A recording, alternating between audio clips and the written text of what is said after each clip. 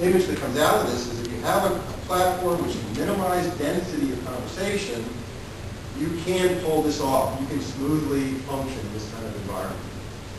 And if you have problems, you're going to increase the conversational density. So think if the software design is a problem, you're going to have coding interdependencies now. You make a change in one area, it's going to affect another area. Now you have the need for a lot of discussion, not just point-to-point discussions involving multiple people. Think of when a rule changes, a controversy arises.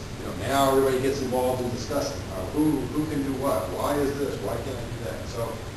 So problems then can be reflected in terms of increased density.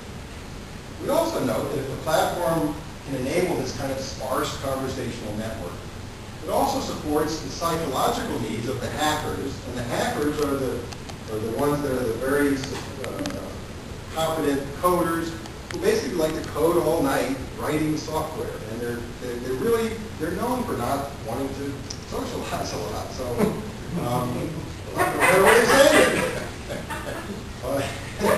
No, we won't call them that. They're highly proficient people.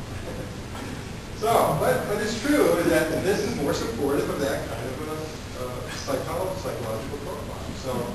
So it supports them, it doesn't distract them, it can further use motivate. Now, limitation, we do recognize that maybe we're not picking up all the conversational ties. Maybe there's some things going on in emails, and some messaging, and so forth. But in open source, one of the strong norms is open and transparent communication. And in fact, one of the open source licenses is called the Apache license. If you want to get that license, you must guarantee that every single conversation about the project is in the public forum. If 3 people who happen to be co-located go and want to get a license, they cannot get the license. Because there's even the chance you're co-located, you're likely to talk. You won't get the license. So there's a strong norm about that. And so, yeah, we might be missing some, but on the other hand, we may not because of the norms of open source. Okay, so that was all about closure. Now that's the first of the 3. The second of the 3 is bridging. Now here, for core bridging, as you can see, basically no significant relationship. One inverted view, very weak, almost didn't show up. So basically this is saying core bridging doesn't matter. It's not important for success. For administrator bridging, similar result. We see 3 of the 4 were non-significant. So we're saying that this doesn't matter either, although we do recognize there was one significant inverted view on code commits. So what do we think of that? Well, how could that be? In teams, bridging is important. Why not here? Well, we think in open source, the reason it may not be is that there's a great deal of transparency in the environment. And so it might not be necessary to have bridging ties. If you're in a team in an organization, you want to find out what's going on in other teams, you typically have to know people in the other team. It's not all out there on the website somewhere. But in an open source community, you look at SourceForge, for example, all the records of the project are open. Source code's there, the public forums are there, all the developer names are there, even sometimes their backgrounds. You have search engines that let you search and find the project you want. So basically, you can sit on your screen and you can get a great deal of that outside information without the need to have a bridging tie in any project, as opposed to the team in the organizational world, which is more opaque, where you do need it. So we think that may be why we're seeing it's not really important. We do see the one inverted view. And that, so there may be some benefits, at least in terms of administrators and the code commits outcome.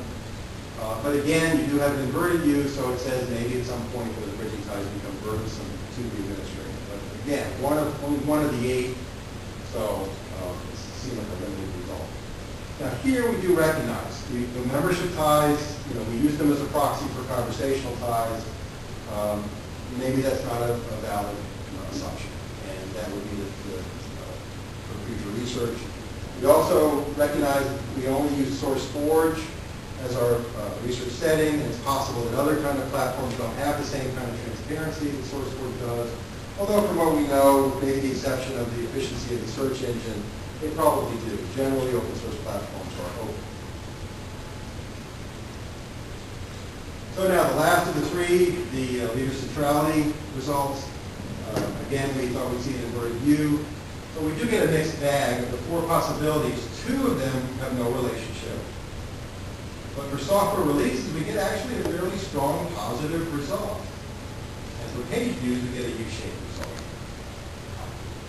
So how do we look at that? Well, we think both of those are spurious. I mean, the U-shape is the same type of thing. It's on page views, which is the same variable we saw with core density. So again, we think we're looking at that kind of qualitatively different kind of subset of communities. But in the case of software releases, if you look at it, you know, if centrality was important to output, why is it not affecting confidence? Why is that no relationship? And then why is it so strong here with software releases? You would expect these to be more correlated. So what we think is happening is, it turns out that the decision to make a software release is really up to the administrator. And literally, an administrator could say every day, oh, let's do another release. I mean, there's no reason why we couldn't. It might be a good idea, but in any event, because that is kind of a style issue, we suspect that there are administrators who just have this high propensity to release. They just like to release all the time, and any maybe little change gets made into another version of the software. And what would happen in that case, if that's true, then those who are releasing so often, in a sense, they're generating their own centrality, because if you release a lot, you're going to tend to cause questions about the new release, and who are they going to be directed to? To you, the one who released it. So there's that centrality. So basically what we're thinking is that it's not centrality that causes a lot of releases. It's a lot of releases that causes centrality. So it's a case of a reverse kind of a causality here.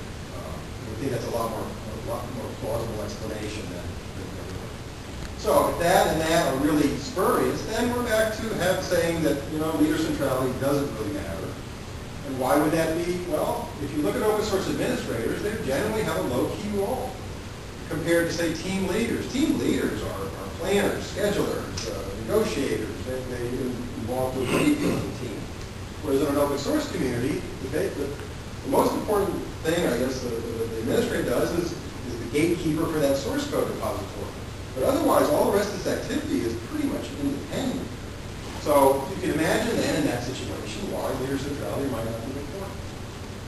Again, we recognize conversational ties may not be captured, but you know, we should think we probably are capturing them based on open source norms.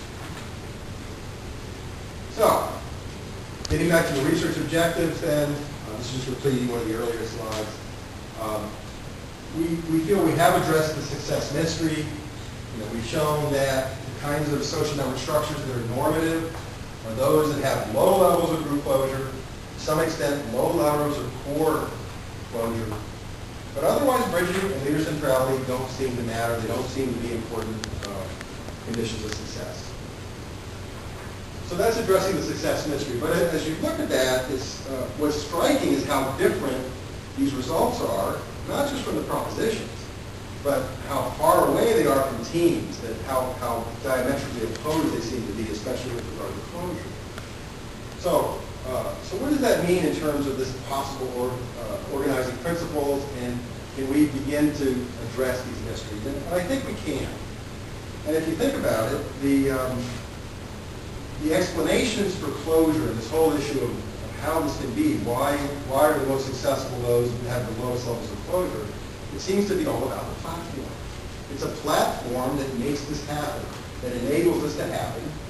So, we're suggesting, and again, this is kind of taking a step beyond the dissertation, it says, we're suggesting that platform mediation may be one of, or perhaps the key organizing principle for open source.